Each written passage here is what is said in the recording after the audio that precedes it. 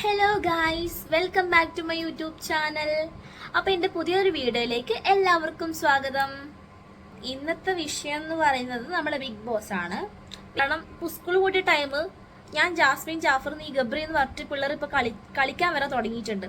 അപ്പോൾ നമ്മൾ ജാസ്മിൻ ജാഫറിൻ്റെ കാര്യങ്ങളും ഒന്നും നമ്മൾ പുറത്ത് പറയേണ്ട ആവശ്യമില്ല, കാരണം അത് എല്ലാവർക്കും ഒരേ സോഷ്യൽ മീഡിയസിലുണ്ട്. കൂടാണ്ട് ബിഗ് ബോസ് നമ്മൾ ഏഷ്യാനെറ്റ് എന്ന് പറഞ്ഞ ചാനലിലാണ്. കാരണം ഏഷ്യാനെറ്റ് എന്ന് പറഞ്ഞ ചാനലിൽ വീട്ടിലുള്ള കൊച്ചു പിള്ളേർ തൊട്ട് വലിയ ആൾക്കാരെ വരെ കാണുന്നുണ്ട്. ഇപ്പൊ നമ്മളിപ്പോ സീരിയൽ ഉണ്ടാവില്ല, ആ ഒരു ടൈമല്ലേ ഇപ്പൊ ബിഗ് ബോസ് ഒക്കെ ഉള്ളത്.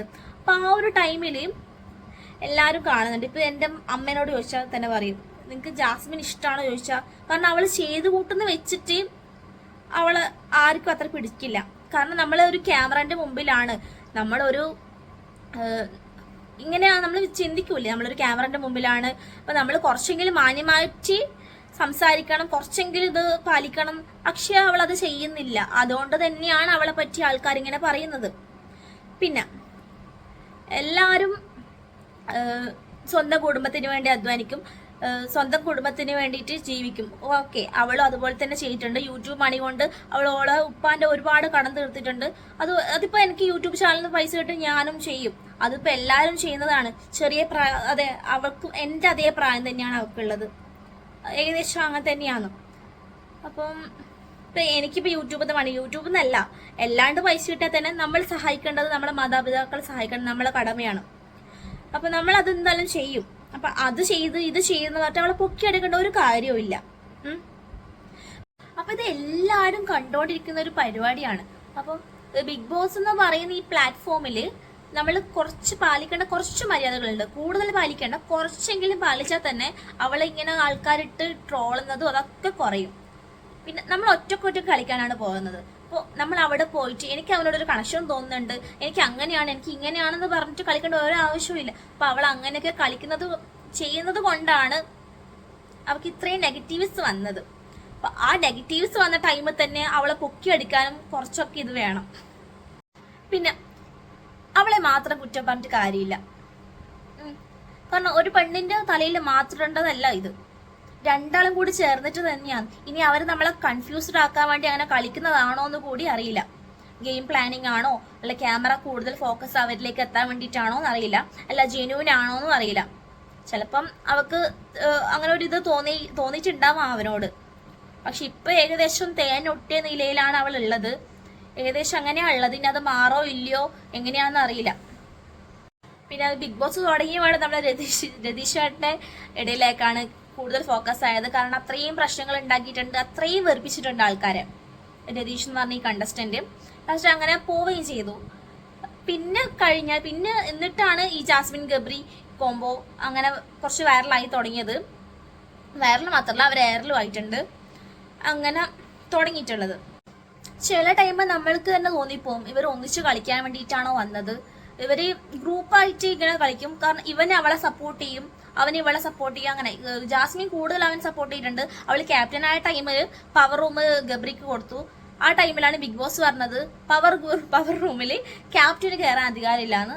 അപ്പൊ ശരിക്കും അവൾ ശശിയായി എന്ന് തന്നെ പറയാം. അപ്പൊ ആദ്യത്തെ സീസണൊക്കെ ഞാൻ കറക്റ്റായിട്ട് കണ്ടിട്ടുണ്ടായിരുന്നു. അപ്പൊ തന്നെ നമുക്ക് മനസ്സിലാവും. പക്ഷെ ജാസ്മിനും പോകുന്നുണ്ട്. ജാസ്മിനും അത്രയും കണക്ഷൻ തോന്നി, അവൾ അങ്ങനെയാണ് പറഞ്ഞത്. എനിക്ക് അത്രയും കണക്ഷൻ തോന്നിയത് കൊണ്ടാണ് ഞാൻ അവൻ്റെ അടുത്ത് അങ്ങനെ മിണ്ടത് സംസാരിക്കുന്നതൊക്കെ ജാസ്മിൻ പറഞ്ഞിട്ടുണ്ടായിരുന്നു. പക്ഷെ ഗബ്രി അത്ര സിൻസിയർ ആയിട്ട് തോന്നിയിട്ടില്ല. ആ ടൈമേ അങ്ങനെ തന്നെയാണ്. ഇപ്പൊ ശരിക്കും അത് പുറത്ത് വന്നിട്ടുമുണ്ട്. തേച്ചൊട്ടിച്ചത് പോലെയാണ് മിന്നാത്തെയൊക്കെ എപ്പിസോഡിൽ ഉണ്ടായത്. അപ്പൊ ഇനിയും നമ്മുടെ ജാസ്മിന് ഗബ്രിയുടെ പുറകെ പോകാതെ ഒറ്റക്കൊന്ന് കളിക്കുന്ന പ്രതീക്ഷിക്കുന്നു. കാരണം അവളെ കൊണ്ട് പറ്റും. അവളെ കൊണ്ട് ഇത്രത്തോളം എത്താൻ പറ്റിയിട്ടുണ്ടെങ്കിൽ അവളെ കൊണ്ട് എന്തായാലും പറ്റും. ഇനിയും മുന്നേറാൻ വേണ്ടിയിട്ട് എന്തായാലും പറ്റും. ലാസ്റ്റ് ടോപ്പ് 5 വരെ എത്താൻ വേണ്ടി പറ്റും. ഇതുപോലെ കളിച്ചാലല്ല, കുറച്ചും കൂടി നല്ല രീതിയിൽ കളിച്ചാൽ എന്തായാലും പറ്റും. പിന്നെ ഞാൻ ബിഗ് ബോസ് കാണാൻ തുടങ്ങിയിട്ട് ഒരു വർഷമാണല്ലോ. ഞാൻ കഴിഞ്ഞ സീസണിൽ കറക്റ്റായിട്ട് കണ്ടിട്ടുണ്ടായിരുന്നു. എൻ്റെ അനിയത്തിയൊക്കെ പണ്ടേ കാണാൻ തുടങ്ങിയിട്ടുണ്ട്. അപ്പം ഞാൻ വിചാരിക്കും ഇവക്കൊന്നും വേറെ പണിയില്ലേ, ഞാൻ ചോദിക്കും എനിക്കൊന്നും വേറെ പണിയില്ലേ, ഇത് കണ്ടുകൊണ്ടിരിക്കാൻ വെറുതെ നേരം കളയാന്നല്ല ഞാൻ ചോദിച്ചിട്ടുണ്ട്. അപ്പോൾ അവൾ പറഞ്ഞാൽ എനിക്ക് ബോറടിക്കുന്നു, അതുകൊണ്ടല്ല ഞാൻ കാണുന്നത്, നേരം പോക്ക്, അല്ലാണ്ട് ഞാൻ ബിഗ് ബോസിൻ്റെ കട്ട ആരാധിക അങ്ങനെയൊന്നും അല്ല എന്ന് പറഞ്ഞു. അപ്പോൾ അതുപോലെ തന്നെ ഞാനും ജസ്റ്റ് കഴിഞ്ഞ സീസൺ മുതൽ ജസ്റ്റ് ഒന്ന് കണ്ടു തുടങ്ങിയതാണ്. പിന്നെ ഇതുപോലെ അങ്ങനെ അഡിക്റ്റ് ആയിട്ടൊന്നും കാണില്ല. ഇന്ന് കണ്ട് അത് 24/7 അങ്ങനെ അഡിക്റ്റ് ആയിട്ടൊന്നും കാണാറില്ല. എല്ലാ സീസണും ജസ്റ്റ് ഒന്ന് കണ്ടു. അതുപോലെ നമ്മൾ ഹോട്ട്സ്റ്റാറിലും ഇടയ്ക്ക് ഇങ്ങനെ കാണും, അത്രയേ ഉള്ളൂ. കഴിഞ്ഞ സീസണ് ഇത് വെച്ച് നോക്കുമ്പോൾ അത്രയും നല്ല സീസണായിരുന്നു, ആൾക്കാരും അത്രയും നല്ലതായിരുന്നു. പക്ഷെ ഇത് കുറച്ച് ഇതാണ്, നിങ്ങൾക്ക് കണ്ടാൽ തന്നെ മനസ്സിലാവും. കഴിഞ്ഞ സീസൺ ഞാൻ പിന്നെ അതിൻ്റെ മുമ്പത്തൊന്നും അധികം കണ്ടിട്ടില്ല. മുമ്പത്തൊക്കെ ഇങ്ങനെ വീഡിയോസുകളിൽ ഇങ്ങനെ റോബിൻ വന്ന സീസണൊക്കെ വീഡിയോസുകളിൽ മാത്രമേ അങ്ങനെ കണ്ടിട്ടുള്ളൂ. ഇതേപോലെ കുറച്ച് വീഡിയോസ് ഉണ്ടാവില്ല, ഷോർട്സ്, അങ്ങനെയൊക്കെ ഞാൻ കണ്ടിട്ടുണ്ടായിരുന്നുള്ളൂ. ഞാൻ ബിഗ് ബോസിന്റെ കട്ട ആരാധിക്കുകയോ അങ്ങനെയൊന്നുമല്ല. പക്ഷെ ഇതൊക്കെ കണ്ടാൽ പറഞ്ഞു പോകും, പറയാത്ത ആൾക്കാരും പറഞ്ഞു പോകും. പിന്നെ വേറൊരു കാര്യം പറയാനുള്ളത്, ഞാൻ ബിഗ് ബോസ് കാണാൻ തുടങ്ങിയത് ജാസ്മിൻ ജാഫറെ കണ്ടിട്ടൊന്നുമല്ല, യൂട്യൂബിന് വേണ്ടിയിട്ട് കണ്ടന്റ് എടുക്കാൻ വേണ്ടിയിട്ടുമല്ല കണ്ടു തുടങ്ങിയത്. നമുക്ക് ഇത് ബിഗ് ബോസ് കണ്ടാൽ യൂട്യൂബിനൊരു കണ്ടന്റ് ആവുമല്ലോ എന്ന് വിചാരിച്ചിട്ടൊന്നുമല്ല. ഞാൻ കഴിഞ്ഞ സീസണിൽ കാണാൻ തുടങ്ങിയിട്ടുണ്ടായിരുന്നു, അതുകൊണ്ട് ഇത്തവണയും കണ്ടു. പിന്നെ എനിക്ക് പറയാൻ തോന്നി, അതുകൊണ്ട് ഞാൻ പറഞ്ഞു, വേറെ ഒന്നുമില്ല.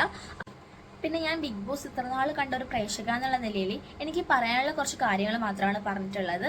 അപ്പം നിങ്ങളുടെ അഭിപ്രായം ചിലപ്പോൾ വേറെ ആയിരിക്കും, എല്ലാവരുടെ അഭിപ്രായങ്ങളും ഒരുപോലെ ആവണമെന്നില്ല. നിങ്ങൾക്ക് യോജിക്കുന്നുണ്ടെങ്കിൽ യോജിക്കാം, ഇല്ലെങ്കിൽ നിങ്ങൾ യോജിക്കേണ്ട. അപ്പം എൻ്റെ ചാനൽ നിങ്ങൾ ആദ്യമായിട്ട് കാണുന്നുണ്ടെങ്കിൽ തീർച്ചയായിട്ടും സബ്സ്ക്രൈബ് ചെയ്യണം, സപ്പോർട്ട് ചെയ്യണം. Thank you so much. Bye guys.